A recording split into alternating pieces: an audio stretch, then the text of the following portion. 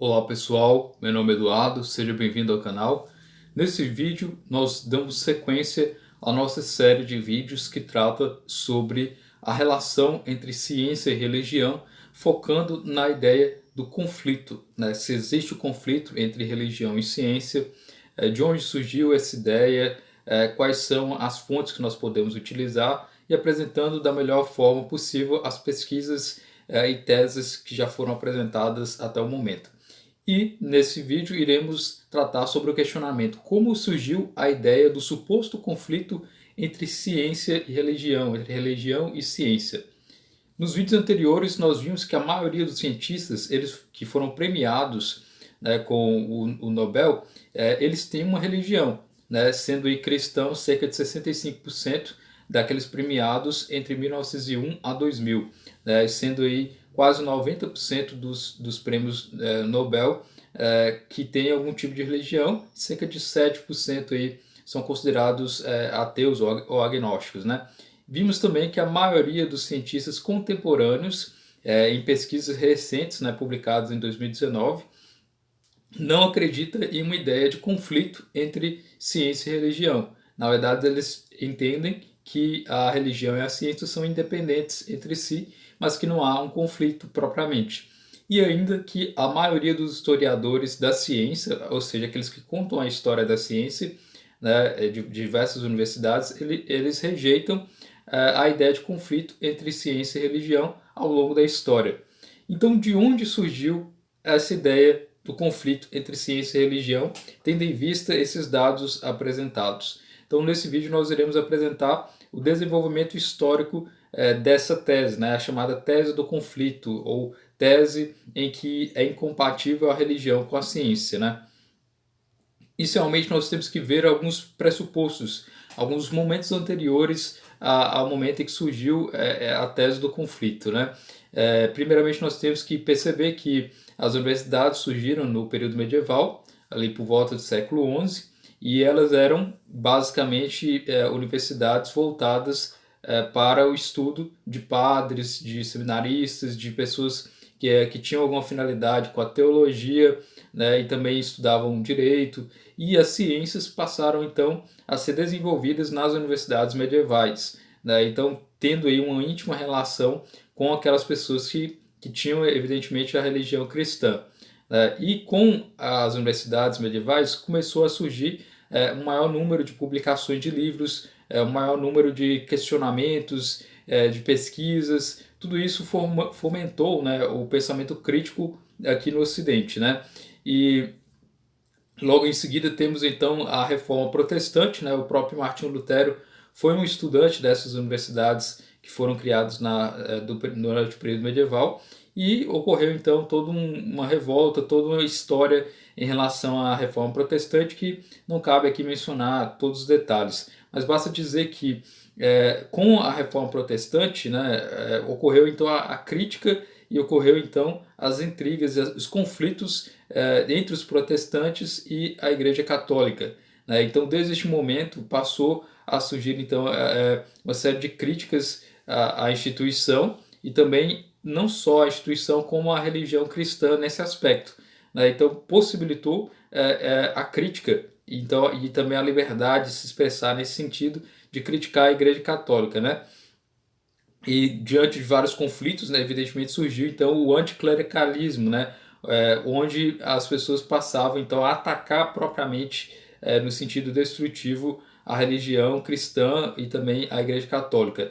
E essas próprias igrejas que eram fundadas da Reforma Protestante acabavam criando conflitos entre si, formando novas igrejas protestantes, como acontece, né? Uma igreja é fundada, depois algum outro funda outra igreja, sendo uma dissidência daquela, e assim sucessivamente. Isso possibilitou então uma crítica maior à religião em si, e não apenas à Igreja Católica, né? Passou então a utilizar-se o criticismo, né? A crítica que já era feita desde o período em que surgiu as universidades, somada ao anticlericalismo que surgiu durante a Reforma Protestante. Demos aí então o chamado Iluminismo, que era uma crítica ao poder constituído naquela época, né, ao clero, a nobreza, a realeza, etc.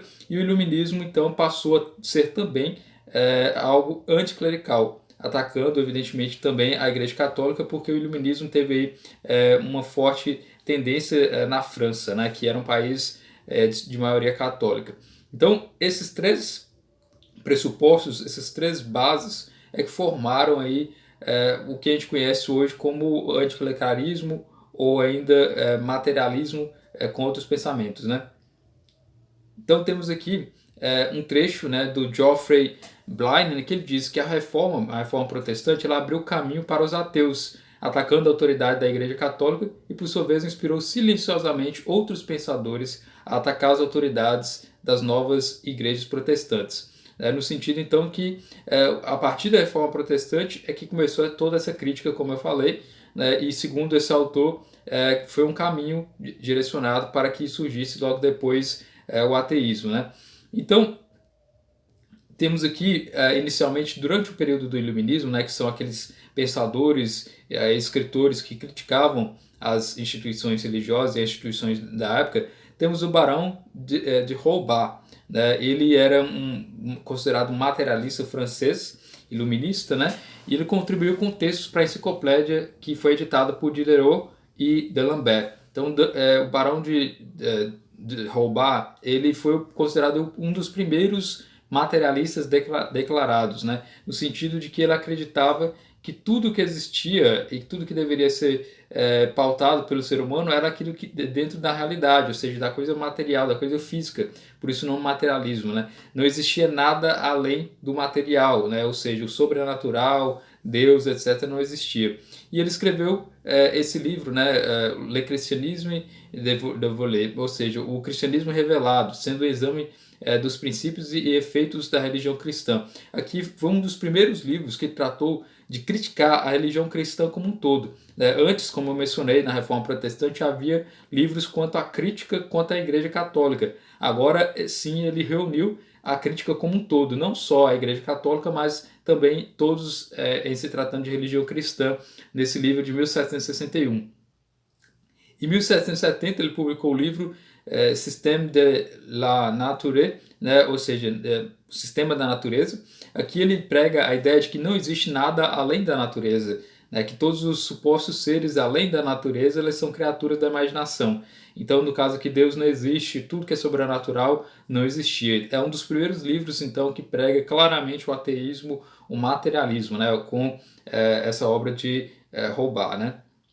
Então aqui temos até mesmo que Voltaire não aceitava as ideias de Holbach, né, porque a maioria dos iluministas eles acreditavam em Deus, né, mas um Deus de certa forma panteísta, um Deus geral, por assim dizer, não um Deus pessoal do cristianismo. Então por isso até mesmo Voltaire e os outros iluministas em geral rejeitavam as ideias de Holbach, com exceção de Diderot e d'Alembert que apoiavam em algum aspecto, mas em geral na época o autor, o Holbach, não foi muito bem visto, né? E aqui ele diz, o Voltaire, criticando a obra, né? A obra de Holbach é totalmente contrário aos meus princípios. Esse livro leva a uma filosofia ateísta que eu detesto. E com o passar do tempo surgiu outras pessoas que questionaram e rebateram as ideias do Barão de Holbach, né? Aqui temos Nicolas Silvestre Berg, né? Ele era um padre, teólogo, católico, e ele refutou, através de livros, os escritos de Holbach, né? Aqui temos, em 1769, ele publicou um livro, né, sobre a apologia da religião cristã, contra a obra Cristianismo Revelado, de Holbach. Em 1771, ele publicou o livro Refutação sobre o Sistema da Natureza, que também refutava a obra de Holbach. E esse padre, né, o Bergui, ele era já muito conceituado, né, uma pessoa que sabia falar de forma eloquente, escrevia muito bem, e, portanto, as pessoas consideraram a resposta dele à obra de Holbach, porque ele apontou as contradições na obra, né, apontou aquelas coisas que não eram consideradas lógicas, e tanto é que ele foi influente na realeza, né? Em 1771, Berg ele foi nomeado confessor de Madame Adelaide, que era filha do rei Luís XV, né? Apesar disso, na realeza em geral, o rei Luís XV tinha uma certa contenda, né, com os jesuítas, e a própria Madame Adelaide, né, permaneceu fiel à Igreja Católica, defendendo os jesuítas. Tem uma série de controvérsias que a realeza da França, desde essa época, já tinha aí um certo problema com a Igreja Católica e também já começava a aderir ideias iluministas, etc. Mas aqui nesse momento, né, o Berg ele soube muito bem rebater as ideias de roubar e muitas pessoas não aceitavam a ideia do materialismo, do ateísmo, né? E aqui temos uma citação de Will Durant falando que a obra do Roubar ela influenciou o anticlericalismo, influenciou todo o ataque às religiões posteriores, né? Aqui dizendo o seguinte: a filosofia de Roubar influenciou Marat, Danton e Camille Desmoulins. Segundo Faguet, Roubar, mais do que Voltaire, mais do que Diderot, é o pai de toda a filosofia e de todas as polêmicas antirreligiosas do final do século XVIII e da primeira metade do século XIX. Então, Roubar foi, aí pode-se dizer, o precursor do ateísmo, do materialismo, nesse sentido, e, portanto, ele que influenciou vários autores posteriormente, né? Com o passar do tempo, depois das influências iluministas na França e de outros países, nós temos que surgir a Revolução Francesa, que foi um grande movimento, né? Não vou entrar em detalhes sobre a Revolução Francesa, que é um tema muito delicado, muito complexo, mas basta dizer que ocorreu uma grande revolta dos franceses, né, contra o sistema estabelecido, né, contra a nobreza, contra o clero, e aproveitando essas ideias já materialistas e antirreligiosas de Roubar, muitos dos revoltosos da Revolução Francesa passaram a atacar a Igreja Católica, suprimindo aí as ordens, né, também atacando os próprios padres, matando os próprios padres também, né, morreram muitos religiosos nessa época. Aqui um exemplo, né, de freiras, né, que foram para a guilhotina, né, tem várias histórias, relatos, né, de sacerdotes, de monges que foram mortos durante a Revolução Francesa. Então foi um momento em que a religião católica, a Igreja Católica foi atacada, né, foi praticamente desconstituída, e ocorreu uma série de coisas nesse sentido durante a Revolução Francesa, tendo em vista aí as ideias antirreligiosas, né? Igrejas foram destruídas, saqueadas, por exemplo, aí, a Catedral de Notre Dame, né, foi totalmente devastada, né? Utilizaram aí como um local para colocar animais lá. Enfim, a Revolução Francesa teve uma tendência altamente anticlerical, antirreligiosa, já vinda com as ideias iluministas e também já com as ideias vindas das disputas da Reforma Protestante, né? Então temos aqui que foi um momento muito delicado, né, para a igreja e para a religião em geral, nesse sentido, tendo em vista os vários panfletos, vários escritos na época que atacavam as religiões, né? E com o passar do tempo, essas ideias foram disseminadas por toda a Europa, né, com Napoleão, com várias guerras, etc. Não vou entrar em detalhes quanto a isso, mas basta dizer que a Revolução Francesa teve aí um papel de disseminar o movimento anti-religião, pode-se dizer assim. E temos aí Ludwig Andreas Feuerbach. Feuerbach ele foi um filósofo alemão, ele foi aluno de Hegel, né, e foi reconhecido por seu ateísmo humanista, né, e tendo influenciado Karl Marx, né. Então Feuerbach ele foi aí um alemão que teve essas ideias materialistas, né, já colocando aí em prática algumas ideias que ele teve com Hegel, né, embora não concordasse com ele em 100%. E Feuerbach escreveu 2 livros que, de certa forma, diziam essas ideias materialistas. Em 1841 ele escreveu o livro A Essência do Cristianismo, em 1846 ele escreveu A Essência da Religião. Primeiramente onde ele atacava o cristianismo de um modo geral e depois atacava a religião de um modo geral. Aqui ele considera Deus como uma invenção humana e atividades religiosas como sendo uma realização apenas de desejos humanos propriamente. Então aqui ele já pregava de forma mais clara e mais evidente do que Roubar pregava então o materialismo em si, né, e portanto também pregava ataques contra a religião nesse sentido, né. E aqui temos uma síntese da ideia de Roubar feita por Engels, né. Engels foi um amigo e escritor também, um amigo de Karl Marx, né, e que se sentiram admirados com a obra de Feuerbach, né? E aqui tem um pouco aí, de síntese nesse sentido. Diz o seguinte: então veio a essência do cristianismo de Feuerbach, com um golpe pulverizou a contradição, na medida em que, sem colocações, colocou o materialismo no trono novamente. A natureza existe independentemente de toda a filosofia. É o fundamento sobre o qual nós, seres humanos, produtos da natureza, crescemos. Nada existe de fora da natureza do homem, e os seres superiores que nossas fantasias religiosas criaram são apenas o reflexo fantástico de nossa própria essência. O feitiço foi quebrado, o sistema foi explodido e deixado de lado, e a contradição existente apenas em nossa imaginação foi dissolvida. É necessário que tenha experimentado por si mesmo o efeito libertador deste livro para ter uma ideia dele.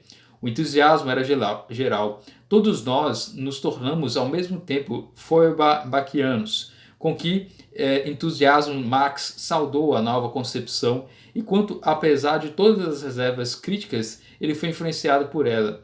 Então, mesmo tendo aí suas críticas, né, em relação a Feuerbach, Karl Marx foi influenciado por ele e Friedrich Engels também, né, demonstrando aqui que eles adotaram essas ideias quanto ao materialismo, no sentido de que só existe a natureza, só existe o mundo material, não existe nada sobrenatural, e isso deve ser levado em consideração, né?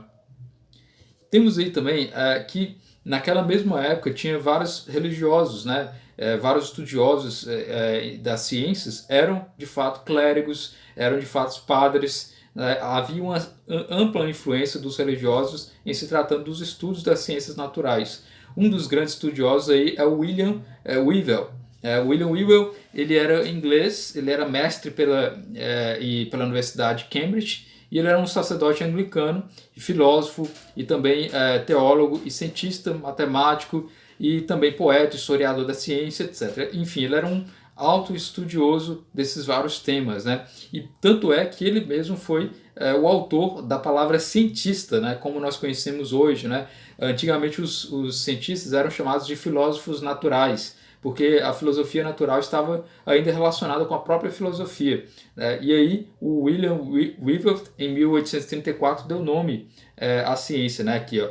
Em 1834 foi publicada a resenha de Whewell de forma anônima sobre o livro de Mary Somerville, chamado On the Connections of the Physical Science, publicado no Quarterly Review. Aqui surgiu o termo cientista, que significa cultivador da ciência. Antes disso eram conhecidos como filósofos naturais ou homens das ciências. Então vejam só, né, que o termo foi alterado por um sacerdote que nós conhecemos atualmente. Esse termo aí, filósofos naturais, era o termo utilizado anteriormente, agora passou a ser chamado de cientistas, né? E esse Whewell, ele publicou vários livros, né? Aí temos alguns tratando da história das ciências intuitivas e outra, filosofia das ciências indutivas, fundada sobre sua história e a história das ideias científicas. Então ele tentou esboçar um pouco das ideias científicas, tentando formular um pouco da história, né? Foi um dos precursores também da história da ciência, embora ele apenas declarasse a história de acordo com a época em que ele estava, né? Ou seja, o desenvolvimento da ciência. Não havia nos livros de Whewell a ideia de conflito entre ciência e fé, entre ciência e religião. Simplesmente ele narrava as histórias das coisas que eram construídas na ciência daquele tempo, né? Então, um cientista anglicano, né, padre anglicano, ou sacerdote anglicano, trouxe a palavra cientista e ainda formulou uma das primeiras bases aí da história da ciência, né? E ele ainda foi um crítico de Auguste Comte, né? Ele diz aqui, segundo Auguste Comte, né, a história poderia ser dividida em 3 estágios, né, progressivos, né, religioso, filosófico e científico. Então, para Auguste Comte, existia uma certa evolução na sociedade, né? Primeiro uma sociedade religiosa, depois uma sociedade filosófica, depois científica. E ele diz aqui sua crítica, né? O Whewell coloca essa crítica à obra de Auguste Comte, que defendia essas divisões aí, né? Ele coloca o arranjo do Sr. Comte do progresso da ciência como sucessivamente metafísico e positivo é contrário à história de fato e contrário à filosofia sólida em princípio, né? Então, levando em consideração aí as influências que o Whewell colocou, temos aqui que o Whewell foi professor em Cambridge e ele conheceu Charles Darwin, né, que Charles Darwin escreveu na autobiografia dele, né?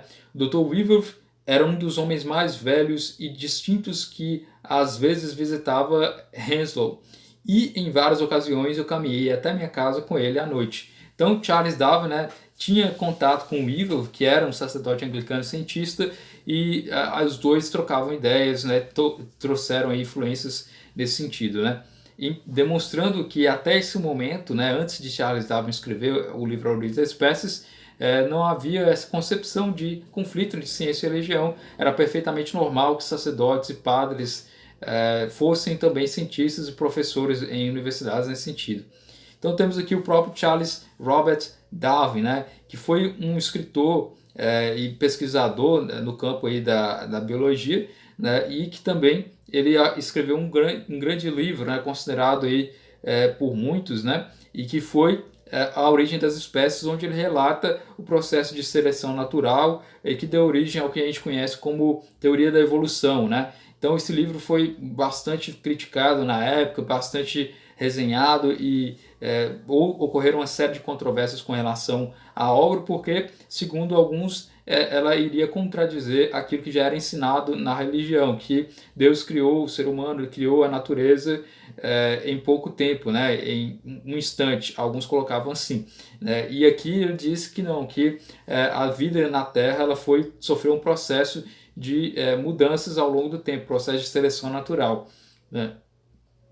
E temos aqui que alguns sacerdotes, alguns membros das igrejas concordaram com a obra de Charles Darwin, porque inicialmente a obra ela mencionava um criador, ou seja, ela dizia que existia um criador que seria a fonte da vida e que essa vida iria evoluindo ou sendo modificada ao longo do tempo, mas com auspícios, né, com o auxílio desse criador. Por isso, alguns sacerdotes, alguns membros da igreja não viram problemas nas teorias de Charles Darwin nesse livro, né? E aqui um deles é o Baden-Powell, né? Que ele era um matemático, clérigo anglicano, professor de geometria na Universidade de Oxford.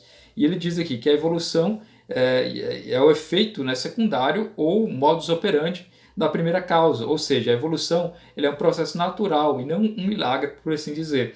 Então, alguns aceitavam as ideias de Charles Darwin sem nenhum problema, se fosse evidenciado, né, porque que Deus seria a fonte daquela vida, mas que o processo evolutivo seria o modus operandi, né? Esse é um exemplo aqui de religioso que aceitou as teorias na época, né?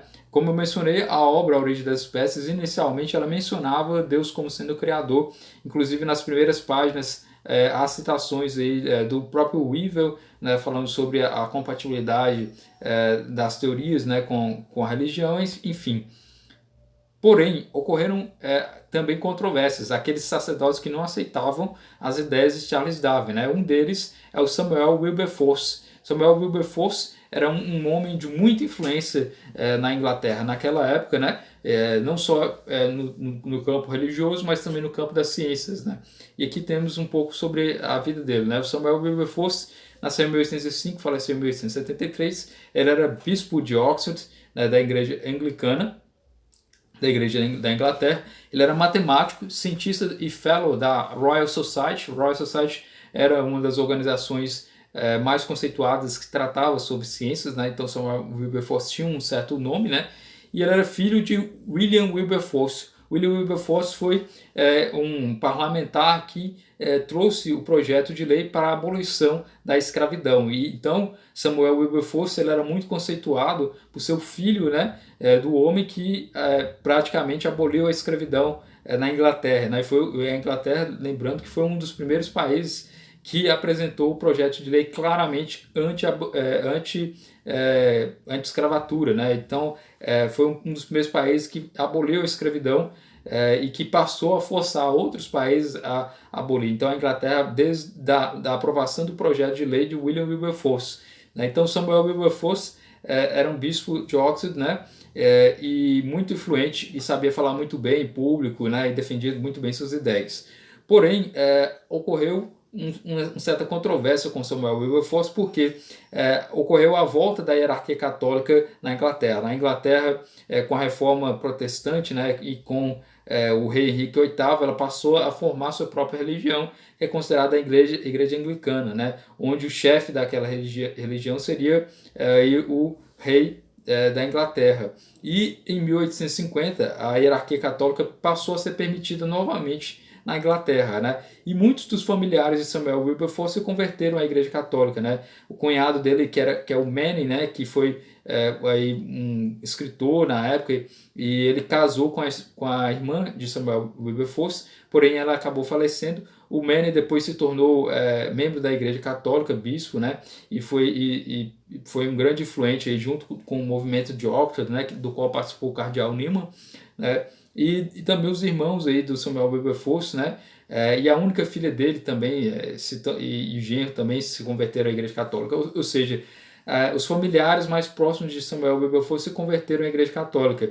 E para aquela época, né, ser católico não era algo bem visto na Inglaterra, né? Existia o anticatolicismo ainda muito forte, porque acabou de retornar a hierarquia católica. Embora isso tenha ocorrido, né, Samuel Wilberforce ainda existia, ele tinha uma influência, né, muito grande ainda como bispo de Oxford, né? E ele fez uma resenha do livro A Origem das Espécies de Charles Darwin, onde ele criticava certos aspectos, apresentando teses do âmbito científico, né, e também teológico. Então ele trabalhou com as duas vertentes. Nessa resenha dá mais de 20 páginas, né, quase um pequeno livro, né, tratando sobre por que ele discordava da origem das espécies de Charles Darwin, né? E que ele coloca, né? Achamos difícil encontrar uma teoria mais cheia de suposições e de suposições não fundamentadas em fatos alegados na natureza, mas que são absolutamente opostos a todos os fatos que pudemos observar. Então ele colocou que todos os fatos científicos que ele pôde observar, e ele apresentou lá também até mesmo cálculos que ele fez, que a teoria de Charles Darwin não era observável e não era conseguível ser aferível através da observação e da experimentação, né? E apresentou seus argumentos nesse sentido, né?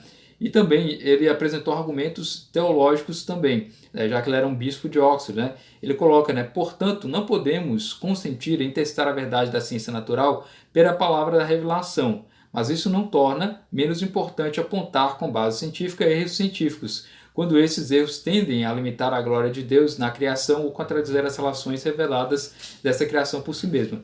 Ou seja, o que ele quer dizer? Que para combater a tese científica, que se fosse científica de Charles Darwin, ele utilizou técnicas científicas e não técnicas religiosas. Mas, evidentemente, se a técnica científica pode rebater uma tese que é contrária à religião, evidentemente que ele iria utilizar aí apresentar essa tese. Então, para William Wilberforce, existia então um conflito entre teses científicas que também poderia fazer o proveito aí para apresentar e defender a tese dele teológica propriamente, né? Então ele utilizou ideias científicas para combater ideias científicas, né? É uma falácia, né? É um erro dizer que William Wilberforce utilizou a teologia puramente, né? Ele utilizou a ciência para combater as teses do Charles Darwin na época, né? Porque evidentemente existia uma série de problemas, né? Que os próprios cientistas da teoria da evolução depois passaram a observar e a apresentar essas críticas, e por isso que hoje em dia não se adota por completo a teoria de Charles Darwin, sim outra teoria que é o neo-darwinismo, né, que já é outras conceituações. Então, desde essa época, a teoria de Charles Darwin já havia sido apresentada aí problemas científicos, né? Porém, em se tratando do aspecto religioso, William Wilberforce deixa claro, né?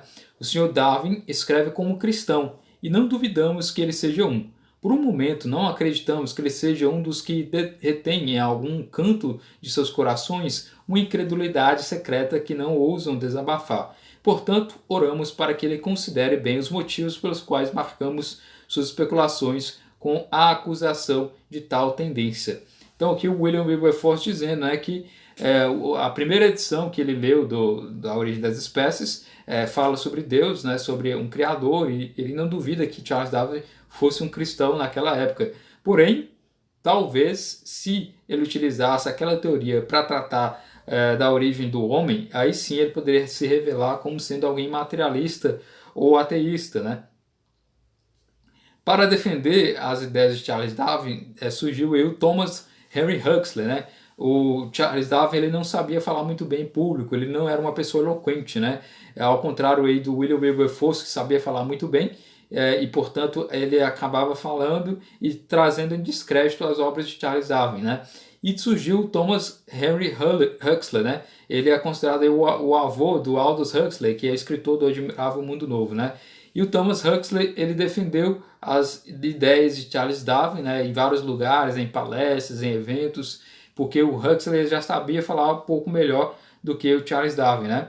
E ele coloca aqui que Huxley ele estudava os fósseis de invertebrados, né, macacos e humanos, e como um dos associados mais próximos de Darwin, né, ele foi apelidado de Bulldog de Darwin, né?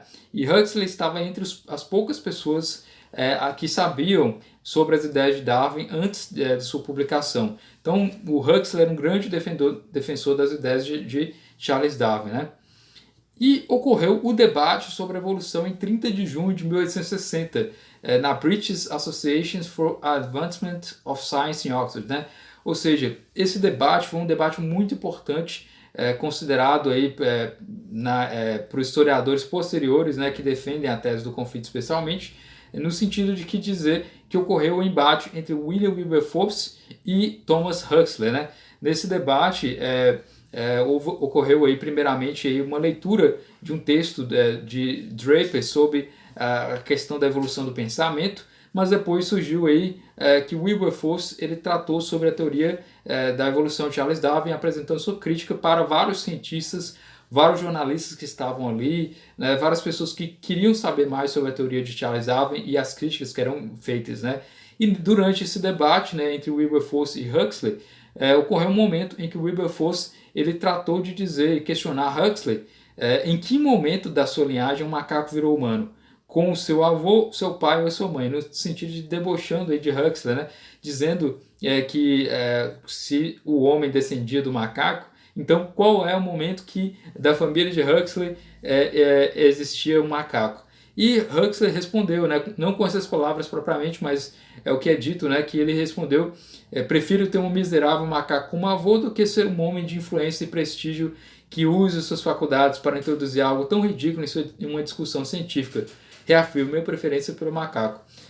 Isso é um pouco de lenda, né, porque não se sabe, evidentemente, o que eles disseram, não há um registro claro e nem mesmo a ata daquela reunião, né? Há relatos posteriores em jornais, mas que não são propriamente confiáveis porque há uma mudança do que eles realmente disseram. O fato é que o debate, na época em si, ele não foi muito levado em consideração, nem mesmo aí pelo livro, por exemplo, do William Draper, né, que trata sobre a tese do conflito, como nós veremos mais adiante, não mencionou esse debate.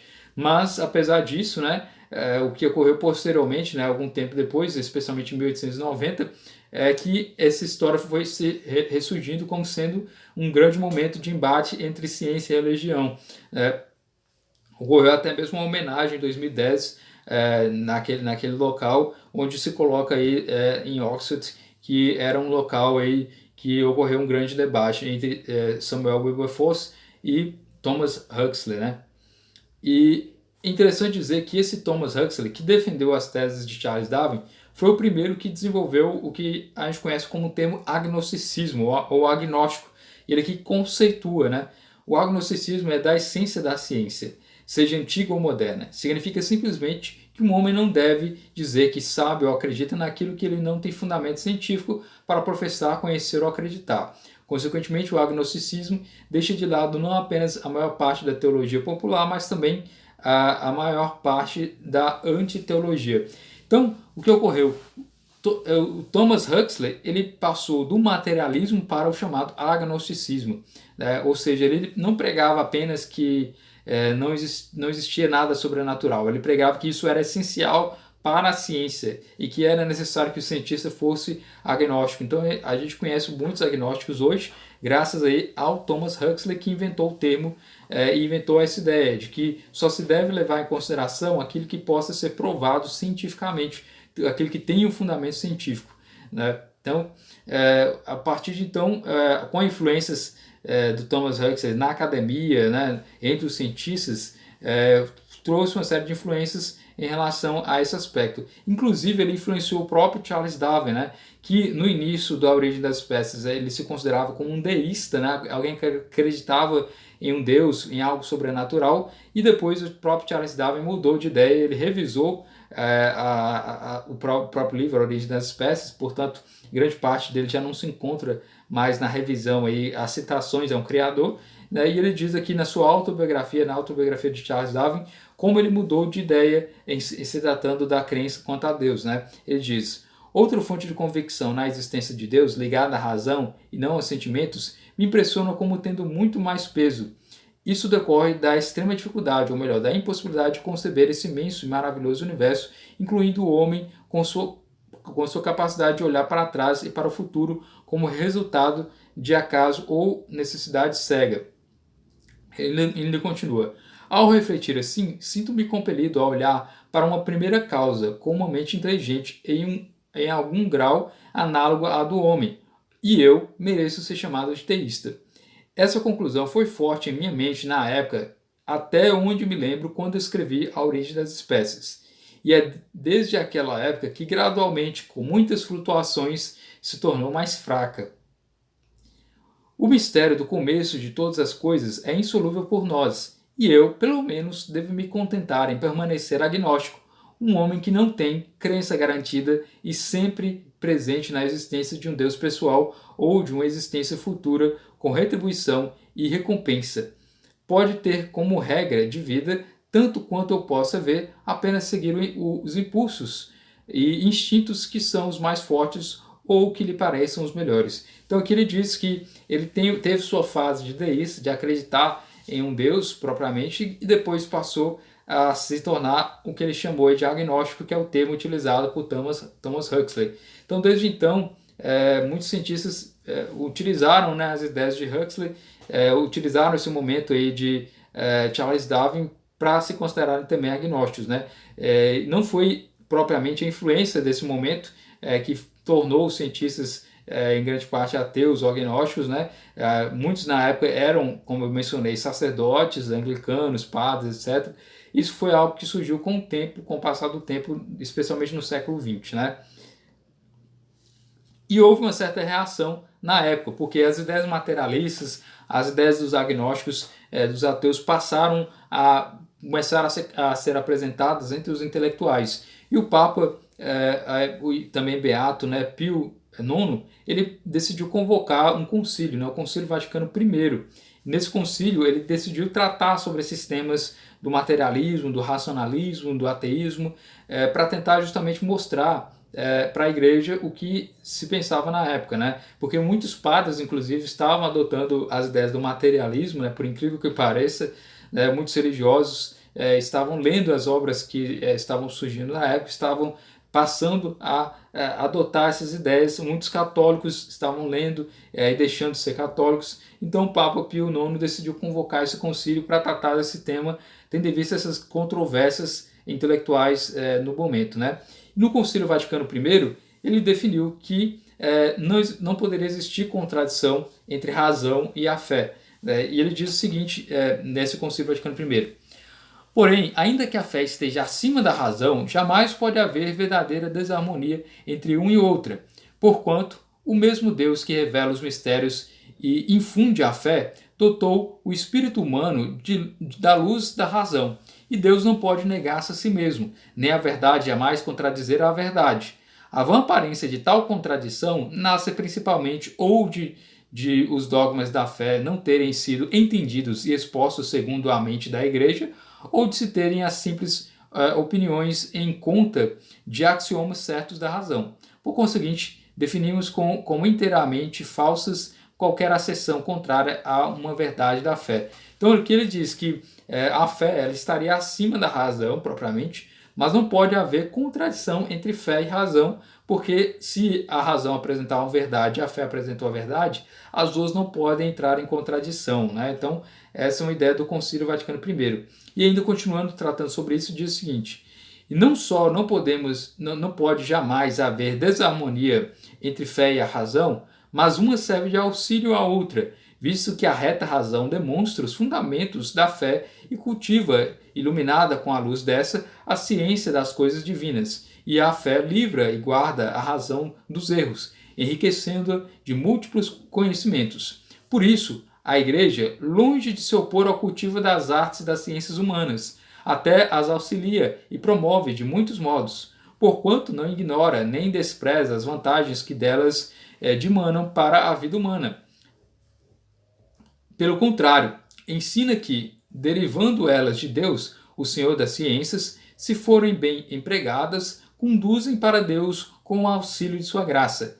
Nem proíbe a Igreja de tais disciplinas, dentro de seu respectivo âmbito, façam uso de seus princípios e métodos próprios, mas, reconhecendo, embora essa justa liberdade, admoeça cuidadosamente que não admitam em si erros contrários à doutrina de Deus ou ultrapassem os próprios limites, invadindo e perturbando o que é domínio da fé. Então aqui ele diz que não pode haver contradição entre ciência e religião, entre fé e religião, porque a própria ciência tem seus próprios métodos, tem seus próprios meios de alcançar a verdade. E não pode a ciência, portanto, afetar a fé, porque invadir o campo da fé propriamente seria algo que ele consideraria um erro. Então aqui ele prega naturalmente que existe a fé acima da razão, que a razão e a fé não podem se contradizer e que a ciência não pode intervir no campo da fé propriamente, né? Porque aí seria algo que iria haver uma contradição. Então, ao analisar, fazer as suas pesquisas científicas, a Igreja endorsa, a Igreja apoia as pesquisas científicas desde que elas não intervenham no campo teológico propriamente, né? Ou seja, a ciência tem que ser independente com seus próprios meios e não atuar no campo teológico, no domínio da fé propriamente. Então aqui, de certa forma, ele trata com uma certa independência a ciência em relação à fé, propriamente dizendo claramente que as duas, tanto fé e ciência, quanto não se opõem propriamente, né? Porém, tendo em vista isso, John William Draper, que era um professor que participou daquele debate de 1860, ele viu o debate de Samuel Wilberforce, né, com o Thomas Huxley, né, ele viu como o Wilberforce tratou a questão. O John William Draper ele decidiu também contestar o que o Papa, né, o que o Concílio Vaticano I atestou, porque esse Concílio Vaticano I, além de dizer que não havia contradição entre fé e razão, ele instituiu a chamada infalibilidade papal, quer dizer que, em se tratando de fé e moral, o Papa, ele tratando de observar os métodos ex cathedra, né, falando ex cathedra de fé e moral, ele seria infalível nesse aspecto, ou seja, ele seria incontestável entre os católicos sobre aquele tema. John William Draper decidiu escrever um livro para falar sobre essa questão da infalibilidade papal, rebater essa ideia e também para criticar a Igreja Católica, né? Então, John William Draper apresentou o livro, né? O próprio John William Draper era professor de Química na Universidade de Nova York. Ele foi influenciado por obras de Hegel, de Feuerbach, dos materialistas, né? De Thomas Huxley também, dos agnósticos, etc. E ele era de uma família de religiosos, né? O filho dele, o Henry Draper, e a neta dele eram astrônomos, né? E a irmã mais nova dele, Carlota Maury, era paleontologista. O filho mais velho, John Christopher Draper, era químico. E, enfim, e o Daniel Draper, né, que era o filho dele, era meteorologista. Então, John William Draper era um professor da Universidade de New York, muito influente no âmbito das ciências, e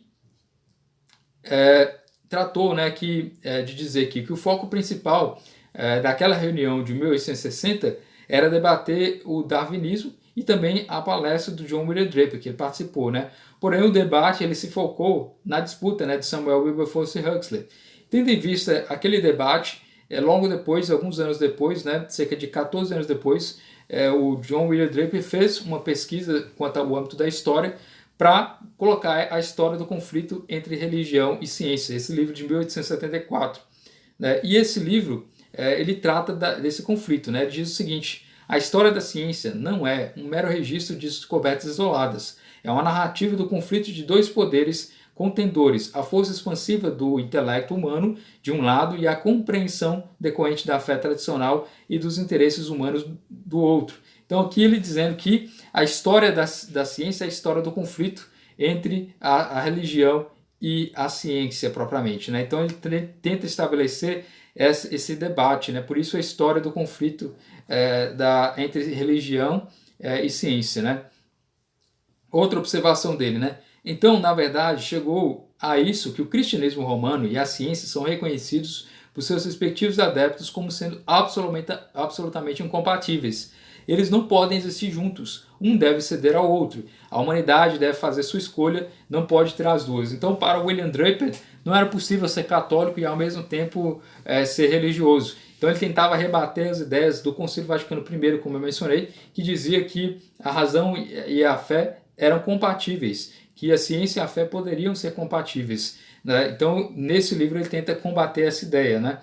E ele ainda diz que é possível que a pessoa fosse protestante e ao mesmo tempo fosse cientista desde que observasse algumas coisas, né? Ele diz o seguinte: uma reconciliação da reforma com a ciência não é apenas possível, mas aconteceria facilmente se as igrejas protestantes apenas cumprissem a máxima ensinada por Lutero e estabelecida por tantos anos de guerra. Essa máxima é o direito de interpretação particular das Escrituras.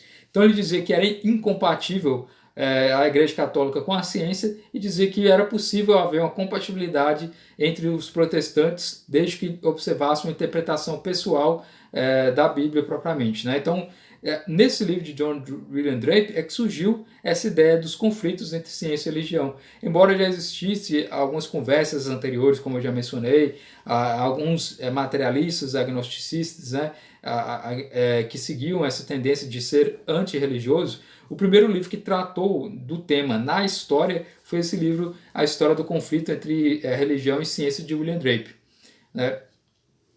E aqui temos outra citação interessante, né, que nós podemos observar que esse livro do William Draper ele é muito contestado atualmente, ele já não é aceito como sendo um livro de história propriamente, porque ele tem uma série de falhas, né? O William Draper ele pegou fontes que não eram primárias, ele utilizou fontes e citações de obras fictícias, por exemplo, né? Ou mesmo fazer citações que não existiam propriamente. Um exemplo que pode ser dado aí é esse caso aqui, que ele coloca na obra, né? Enquanto o luteranismo estava condenando a teoria do movimento da Terra, outros ramos da igreja protestante não ficaram para trás. Calvino assumiu a liderança em seu comentário sobre o Gênesis, condenando todos os que afirmavam que a Terra não está no centro do universo. Ele encerrou o assunto com a referência ao usual Salmo 93:1 e perguntou: quem se aventurará a colocar a autoridade de Copérnico acima da autoridade do Espírito Santo?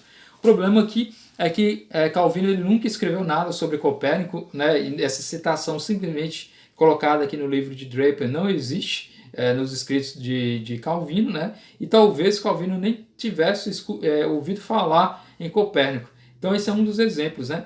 Surgiu aqui também a ideia, por exemplo, né, de que a Igreja Católica acreditava que a Terra era plana, aquela história de Cristóvão Colombo, né, que descobriu que a Terra ele acreditava que a Terra era redonda e, portanto, ele era um visionário nesse sentido. Tudo isso surgiu, uma série de lendas, né, que a gente conhece hoje com essa obra do William Draper, né? Aqui temos também aqui, né, o livro do William Draper ele foi um best-seller na época dele, né, publicado, e logo depois a Igreja Católica, como reação a essa crítica que ele fez ao Concílio Vaticano I, colocou o livro na lista dos livros proibidos, os chamados Index Librorum Prohibitorum. E esse foi um problema, porque o livro passou a ser mais vendido ainda, porque, segundo Draper, né, demonstrava claramente o quanto que a Igreja Católica era incompatível com a pesquisa científica e, portanto, deu respaldo ao que ele falava no sentido de que a Igreja censurava obras, né, através do Index, né? Então o livro de Draper ele foi um best-seller em sua época, passou a ser vendido ainda mais depois que foi colocado no Index, né? E teve várias edições e ainda hoje ele é editado nos Estados Unidos, embora, como eu já mencionei, muitos historiadores da ciência atualmente consideram como sendo uma obra sem critério, uma obra que não é acadêmica e é uma obra mal escrita, segundo os historiadores recentes, né? Os acadêmicos recentes não consideram a obra do William Draper, né? Ele foi colocado no índex da Igreja Católica justamente porque combatia o Concílio Vaticano I e apresentava uma série de falácias, como eu já mencionei, de fontes não confiáveis, né?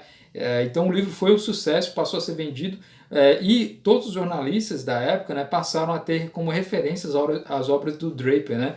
Então, por isso, até hoje, é possível ver o jornalismo sempre colocando essa ideia do conflito entre ciência e religião em documentários, em entrevistas, em vídeos, etc., porque partiu dessa época e através dessa obra do William Draper, a história do conflito entre ciência e religião. Como outra reação também a esse movimento que estava crescendo ainda mais, de dizer que existia um conflito de ciência e religião, temos aí o Papa Leão XIII, né, que foi o sucessor do Papa anterior, que tratou do Concílio Vaticano I. O Papa Leão XIII, então, tratou também sobre essa ideia do conflito entre ciência e religião em um documento chamado Providentissimus Deus, né?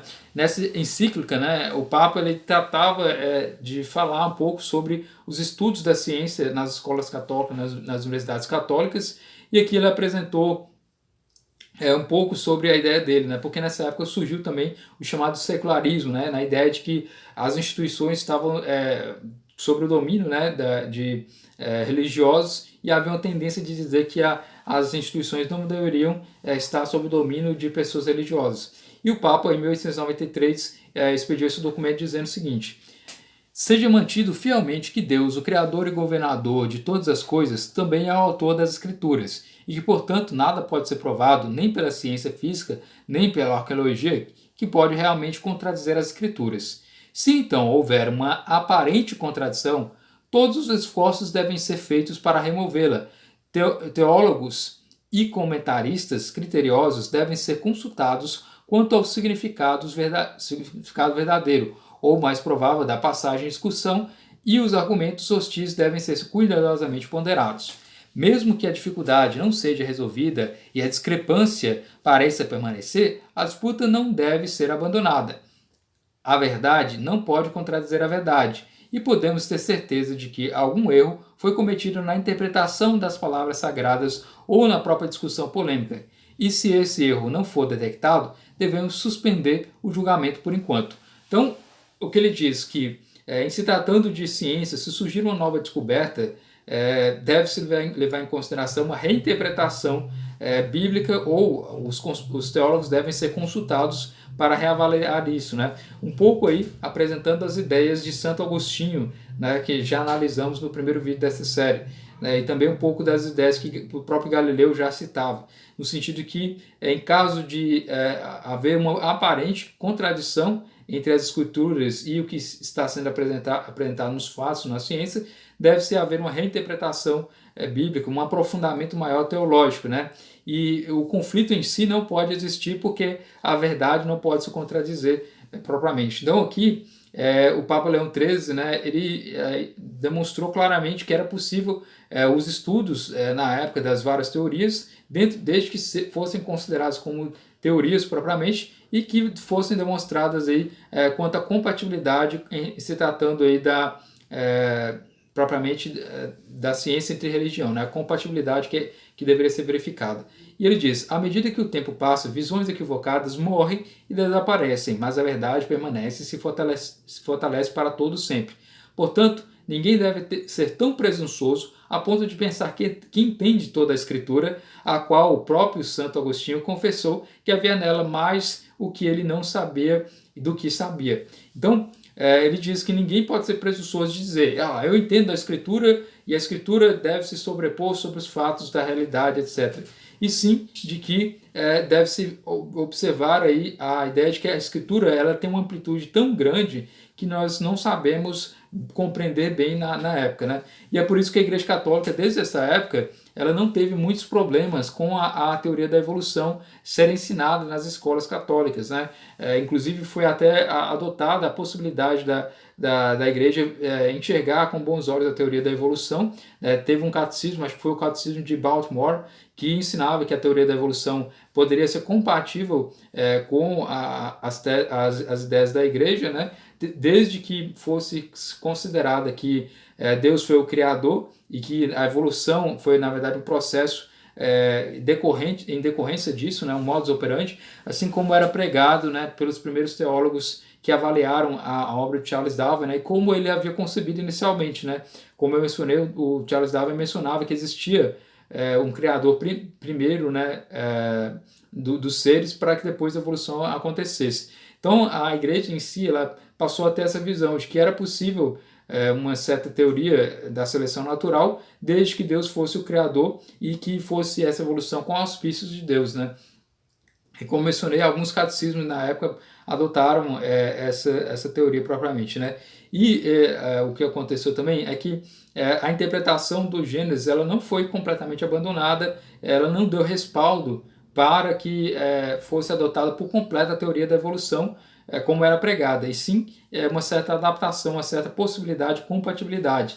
Né? Mas o que era pregado era justamente que estava suspenso a crença na teoria da evolução, né, que era possível o estudo, que era possível a análise, mas que deveria estar em suspenso até provas mais categóricas, provas mais evidenciadas. Então, por isso, a teoria da evolução era estudada nas escolas católicas como uma hipótese e não como uma teoria concreta, né, como algo aceitável plenamente. Né? Então, por isso, houve essa compatibilidade, essa possibilidade de estudos nas escolas católicas, ao contrário dos protestantes que adotavam a teoria mais literal da Bíblia e não aceitavam em nenhuma hipótese a teoria da evolução como sendo algo possível e nem mesmo uma hipótese. Né? Logo em seguida nós temos aí que Andrew Dickson White, né, que era um historiador, um educador e também político, diplomata, e ele foi o fundador da Universidade Cornell, né, que foi uma das primeiras universidades que era laica, né, no sentido de não ter influências religiosas. E esse Andrew Dickson White, ele também era um agnóstico, né, e ele apresentava as ideias materialistas e era agnóstico nesse sentido. Ele, portanto, tinha suas ideias em relação ao que poderia considerar como o mundo sendo o mundo propriamente físico e não adotava as teorias ou ideias que fossem sobrenaturais. Né? E esse escritor, ele fundou, né, como eu mencionei, a Universidade de Cornell. Como diz aí o texto, na época da fundação de Cornell, White anunciou que seria um asilo para a ciência, onde a verdade será buscada pelo bem da verdade, não esticada ou cortada exatamente para se adequar à religião revelada. Até então, a maioria das universidades privadas dos Estados Unidos haviam sido fundadas como instituições religiosas e geralmente estavam focadas nas artes liberais e no treinamento religioso. Então ele tentou fazer aí e criar uma universidade que fosse laica, né, no sentido de não ter influências religiosas. E em 1869, White ele deu uma palestra sobre os campos de batalha na ciência. Ela argumentou aqui que a história ela mostrava os resultados negativos resultantes de qualquer tentativa por parte da religião de interferir no progresso da ciência. Então aqui ele já, antes mesmo da obra de William Drape, né, ele já apresentava também essa ideia do conflito entre religião e ciência, e toda vez que a religião, segundo White, interferia no progresso da ciência, isso trazia resultados negativos. Foi então que ele escreveu, em 1876, né, The Warfare of Science, e em 1896, A History of the Warfare of Science with Theology in Christendom, no sentido de a história da guerra da ciência com a teologia na cristandade. Então esse livro, assim como o livro de Draper, tentava atacar as religiões, aqui não havendo mais um ataque específico com relação à Igreja Católica, mas a todas as religiões. E ele diz, né, em toda a história moderna, a interferência na ciência em suposto interesse da religião, não importa quão consciente seja essa interferência, resultou nos maiores males, tanto para a religião quanto para a ciência, e assim constantemente. E, por outro lado, toda investigação científica sem limites, por mais perigosos para a religião que alguns de seus estágios parecessem, por enquanto resultou invariavelmente no maior bem da religião e da ciência. Então ele pregando essa ideia de que toda vez que a religião intervia na ciência, havia uma série de problemas. Né? Esses livros de Drape e White, né, como eu falei, tinham uma série de problemas, de inconsistências históricas, né? E aqui temos uma resposta. Né? O James Walsh, né, ele era dos Estados Unidos, ele era professor de História da Medicina e Doenças, né, nervosas, né, na Fordham University School de medicina, né? E ele também era professor de psicologia, fisiologia na Catedral College em Nova York. Então ele era um cientista e também historiador, assim como Draper e White também, né? Nessa época não existia a história da ciência como disciplina. Então quem fazia a história da ciência eram justamente essas pessoas interessadas, né? E que não tinham propriamente uma técnica em relação à história da ciência. E James Walsh, ele tentou rebater as ideias de Draper e White nesses dois livros, né? Catholic Churchmen in Science, onde ele colocava e apresentava os homens católicos na ciência, né, os padres católicos na ciência, nessa obra em 1906, e em 1908 a obra The Popes and Science, né, onde ele contava a história dos papas e o quanto que eles ajudavam na ciência, seja financiando, seja patrocinando, sejam os próprios papas sendo cientistas por si mesmos, né? Então, nesses dois livros, ele tentava demonstrar aí que não existia essa ideia de conflito entre ciência e religião. E aqui ele coloca uma citação interessante, né? Durante anos, como estudante médico, ouvi comentários de professores e amigos profissionais sobre a oposição dos papas à ciência, até que finalmente, muito contra minha vontade, passei a acreditar que havia muitos documentos papais emitidos que intencionalmente ou não dificultou o progresso da ciência. O interesse pela história da medicina me levou a investigar o assunto por mim mesmo. Para minha surpresa, descobri que a suposta oposição papal à ciência estava praticamente toda baseada no exagero da importância do incidente de Galileu. Em uma palavra, não consegui encontrar nenhum vestígio de oposição papal à verdadeira ciência sob qualquer forma. Pelo contrário, encontrei evidências abundantes de que eles eram patronos da ciência, tão liberais e judiciosos quanto a arte e educação em todas as formas. Descobri também que aqueles que escrevem com mais ênfase sobre a oposição papal à ciência não conhecem nada da história da ciência e, sobretudo, da medicina e da cirurgia, durante 3 séculos muito preciosos. Então, o James Walsh, né, que era médico e passou por si mesmo a estudar a história, percebeu que essas lendas que foram criadas, né, essas histórias foram criadas por Draper e White, não passavam de lendas, né, e que embora ele tivesse escutado muito isso entre os próprios médicos, tudo isso era uma falsidade, porque ele descobriu que na verdade a igreja apoiava a ciência desde muito tempo. E aqui outra citação do James Walsh, né? Literalmente, os papas eram tanto os patronos da ciência quanto das artes. O livro do professor White, The Warfare of Science with Theology, né, a guerra da ciência com a teologia, bem como a obra do professor Draper, né, a história do conflito entre religião e ciência, agora são vistos como representando simplesmente uma evidência interessante da falta de conhecimento real da história da ciência e, acima de tudo, total ignorância dos detalhes quanto à realização genuína dos tempos antigos por parte da geração pela qual foram levados a sério. Então, ele diz que essas obras de White e Draper foram levadas muito a sério naquela época em que foram escritas e passaram a influenciar muitos depois, até mesmo na época do James Walsh. Né? E ele, ao fazer as pesquisas, descobriu que era tudo, na verdade, uma falsidade, era tudo baseado apenas no caso de Galileu, né? Na tentativa de atacar a igreja, né, propriamente, né?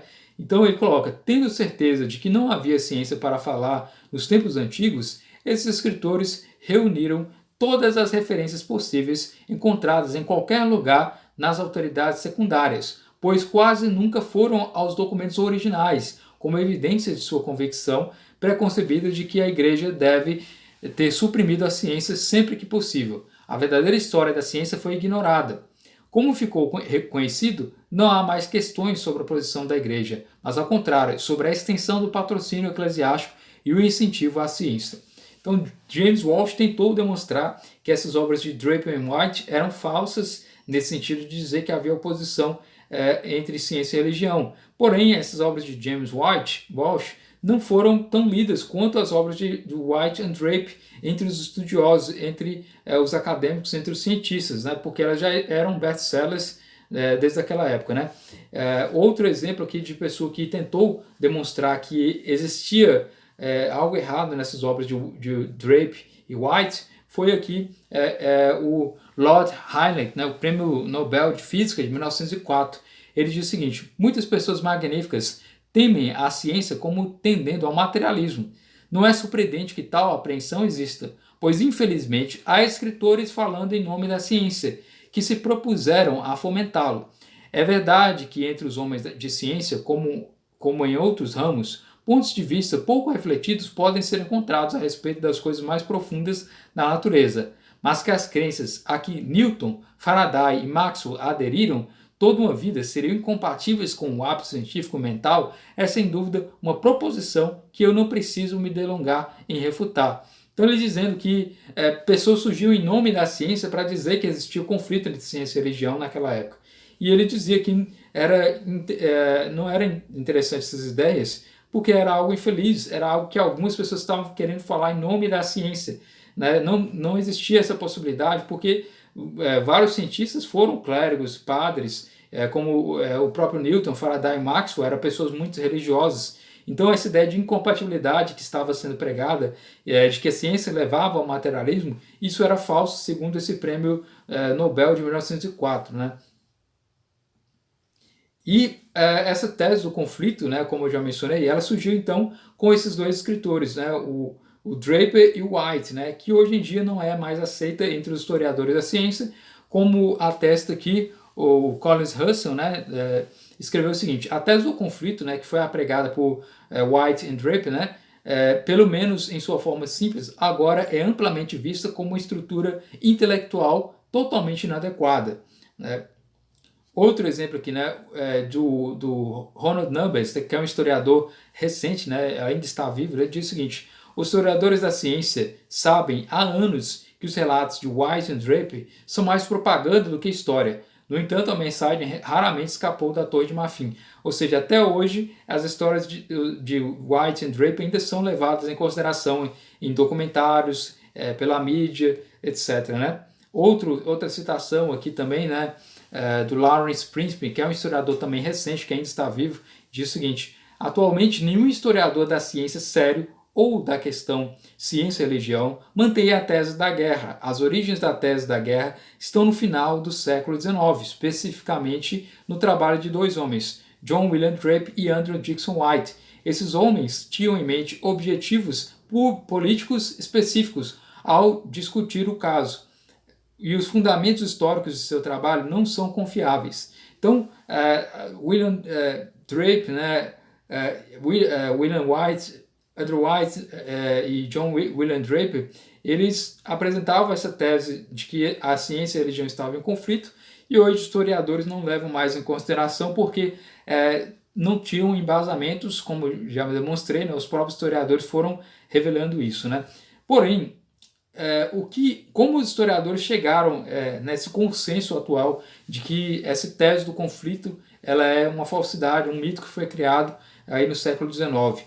Demorou quase 100 anos para que os historiadores da ciência desenvolvessem os estudos adequados sobre as fontes para revelar que não passava de mitos criados por Andrew White e também por Draper, né? John William Draper. Então, passou-se o tempo aí, demandou-se uma série de análises das fontes primárias e até que se chegou ao consenso entre os historiadores da ciência de que a tese do conflito é um mito, né? E isso nós vamos tratar no próximo vídeo, demonstrando e apresentando como os historiadores da ciência lidavam com essa tese do conflito, né? Como eles passaram a mostrar as várias falsidades que foram criadas ao longo do tempo e que foram inicialmente criadas por Draper e White através de seus livros no século XIX. Esse já é o tema do nosso próximo vídeo, apresentando então o que os historiadores da ciência falaram a respeito da tese do conflito. Então espero que você tenha gostado desse vídeo. Se inscreva no canal se você não está inscrito ainda, deixe os comentários se você desejar, né, apresentar alguma informação a mais, algum comentário. Muito obrigado pela atenção, até o próximo vídeo.